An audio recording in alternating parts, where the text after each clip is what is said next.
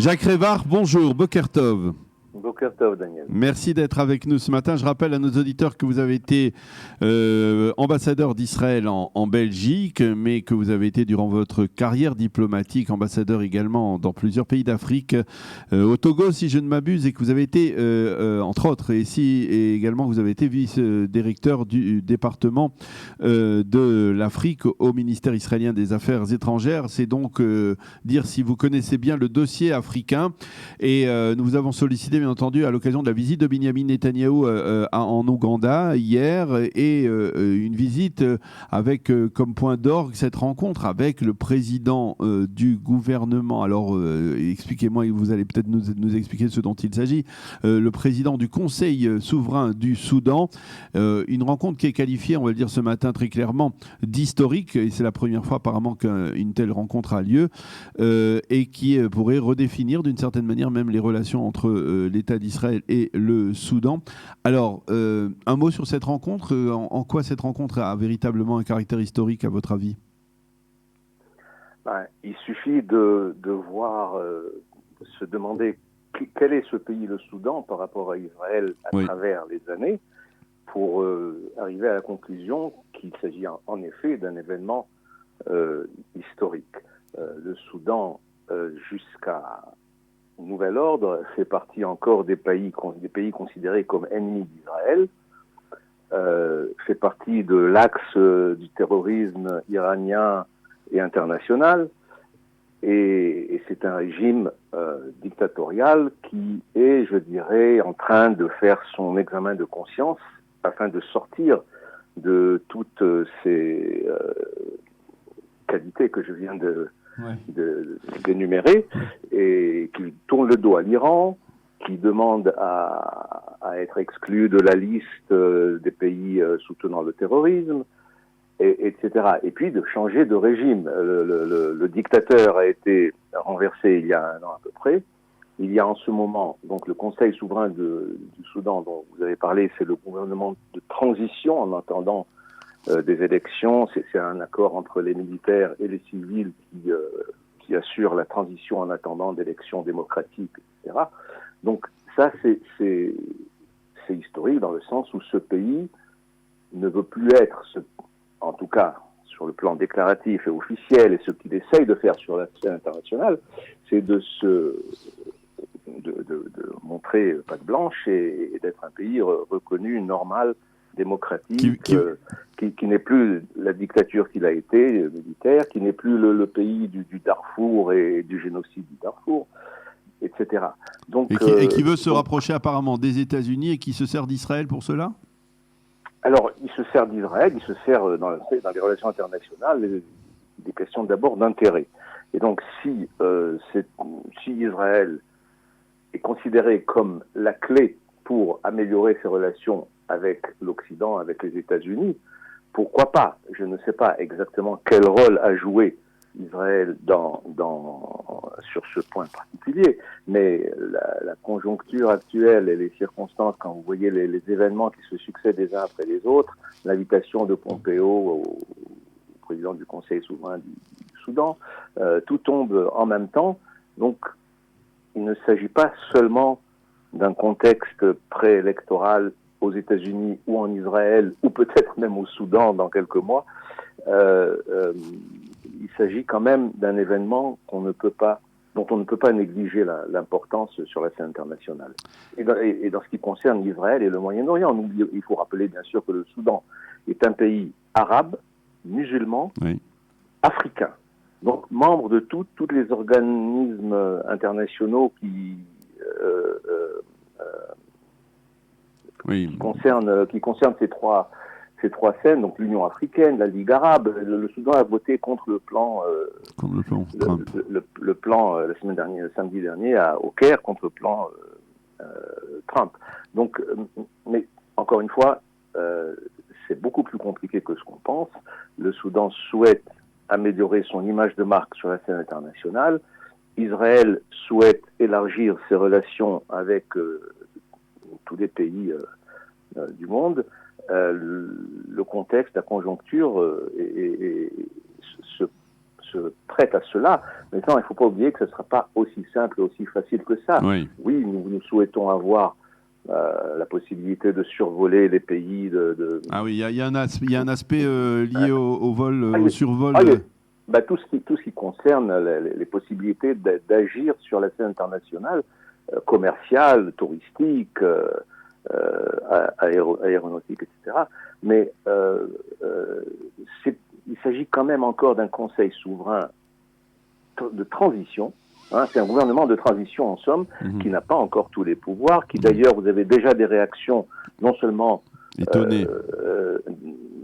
le monde arabe, ou dans le monde, une partie du monde arabe, qui n'était pas au courant, mais qui considère ce rapprochement du Soudan avec Israël comme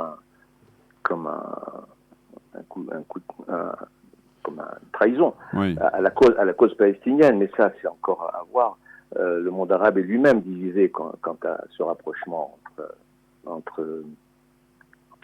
sur la façon de résoudre la question palestinienne. Mais revenons au Soudan, qui lui est en période de transition gouvernementale et de régime, en somme, pas seulement de gouvernement. Et donc, on entend déjà dire que le chef de ce conseil a pris une initiative un peu indépendante, sans avoir consulté les membres du conseil. C'est une bonne chose. C'est une étape. Il y aura des obstacles en cours de route, mais l'orientation, le sens des événements est bon. Et bon, alors justement, cette rencontre, elle s'inscrit, on va dire, dans une sorte de politique assez claire menée ces dernières années par Binyamin Netanyahou de rapprochement avec le continent africain. Binyamin Netanyahou a eu des rencontres au cours des dernières années avec des responsables de l'Afrique noire, de l'Afrique de l'Ouest africain. Il a développé, on a instauré des relations, dites-moi si je me trompe, mais entières ou en partiel au moins avec le Tchad, qui est un pays aussi musulman. Et puis il y a des relations également avec l'Est africain. Est-ce que, comme l'a dit Binyamin Netanyahou hier avant de partir vers l'Ouganda, effectivement on peut dire que l'Afrique est revenue, que l'État d'Israël est revenu en Afrique après le grand divorce consécutif à la guerre de Kippour? Alors là je me dois de faire quelques précisions. Le slogan « l'Afrique revient vers Israël, Israël revient vers l'Afrique » est un peu manque de précision. Okay, et je m'explique. La rupture des relations entre Israël et l'Afrique a eu lieu suite et surtout autour de la guerre de Kippour et de la crise du pétrole en 1973. Et là, Israël a été prié de fermer une trentaine d'ambassades à travers le continent, des grandes ambassades, etc. Mais sur le plan pratique, l'Afrique n'a jamais cessé d'avoir des bonnes relations avec Israël. Ce qui s'est maintenu de façon officieuse, de façon pratique, etc. Mais le grand retour, après ce grand divorce, n'a pas commencé ces dernières années. Il a commencé dans les années 80. Et nous avons été témoins de renouement de relations diplomatiques et d'établissement de relations diplomatiques par vagues de pays qui ont pris des décisions de le faire depuis 1983, lorsque le Libéria et le Cameroun étaient les premiers pays à le faire, suivis par la Côte d'Ivoire, le Togo, etc.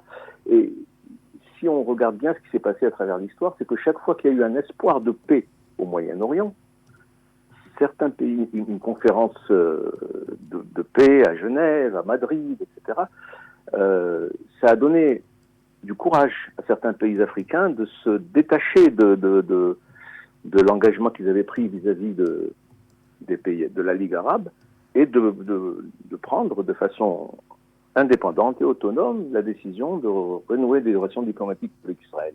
Et ainsi de suite, pendant les années, jusqu'à il y a une dizaine d'années, environ 30-35 pays africains avaient déjà rétabli leurs relations diplomatiques avec Israël, ou établi des relations qui n'existaient pas auparavant, Comme par exemple, justement, pour revenir au Soudan, et donner une parenthèse, ce pays qui est très compliqué a une histoire très longue de relations entre musulmans et chrétiens, musulmans à Khartoum, dans la capitale, et le sud chrétien. Et Israël a beaucoup aidé, dans les années 60, 70, les chrétiens du sud. Jusqu'au jour où le Sud-Soudan a obtenu son indépendance, en 2011. Et là, nous avons établi des relations avec le Sud-Soudan. Donc vous avez au Soudan deux pays aujourd'hui. Oui.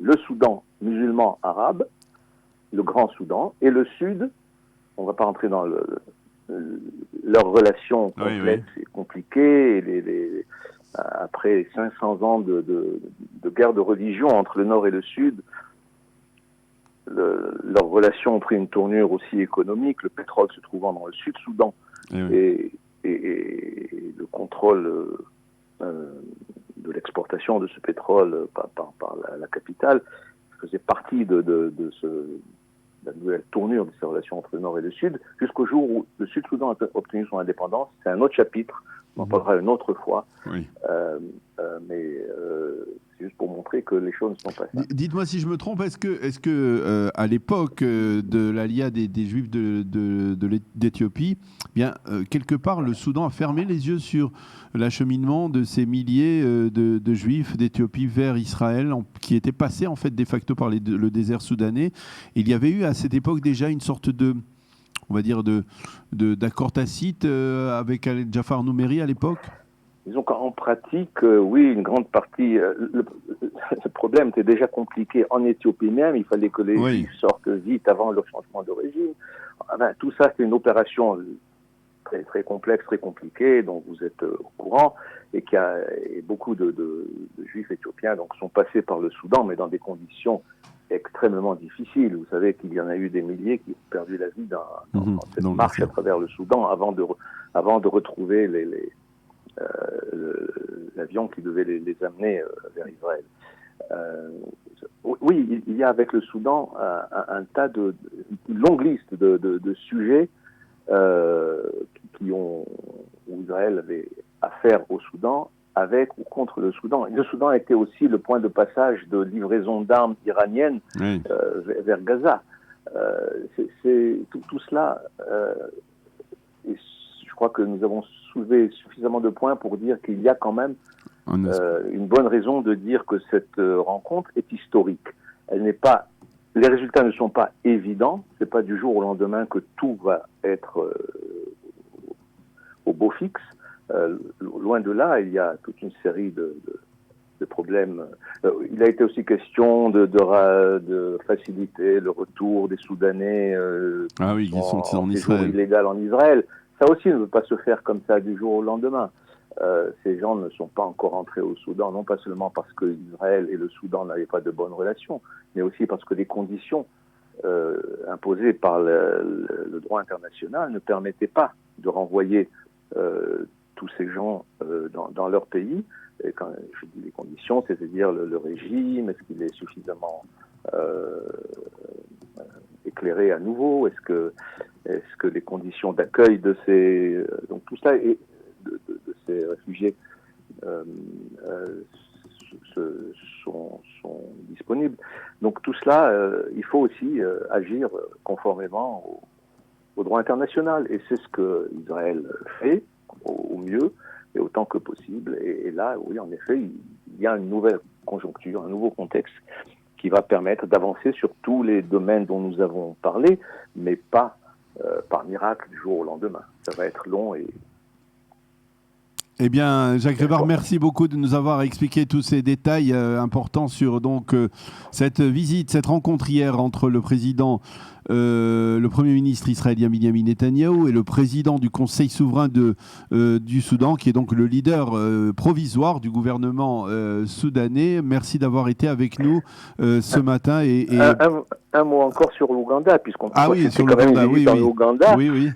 Si toutefois cette occasion est bonne pour ouvrir une nouvelle ambassade, d'Israël même à sur le Jérusalem. continent africain et bien sûr de l'Ouganda en Israël, à Jérusalem ou pas, mais au moins une ambassade résidente, je suis le premier à dire bravo. Mais ça aussi, c'est pas évident. C'est-à-dire, étrangère. Avec l'Afrique, il ne faut pas être pressé, c'est ce que vous nous dites. Hein. C'est-à-dire, les choses avec se font. Avec l'Afrique, il ne faut pas être pressé. Non, les choses se font. Les choses se font, mais les changements ne sont pas dramatiques et immédiats. Mais avec Israël aussi, il ne faut pas être pressé, parce que certaines choses se prennent du temps, on se demande pourquoi elles ne se font pas, et quand elles se font, on se demande, tiens, pourquoi elles se font maintenant. Donc, et chacun a son explication et sa conjoncture bien sûr. Du moment où les choses se font. En tout cas, quand ce sont des bonnes choses, il vaut mieux applaudir. Voilà. Eh bien, merci beaucoup, Jacques Révard, d'avoir été avec nous, de nous avoir si clairement expliqué donc les tenants et les aboutissants de cette rencontre hier à Entebbe, donc en Ouganda, entre le président du Conseil souverain soudanais et le Premier ministre Benyamin Netanyahou. Merci, bonne journée, bonne continuation. Bonne journée, merci.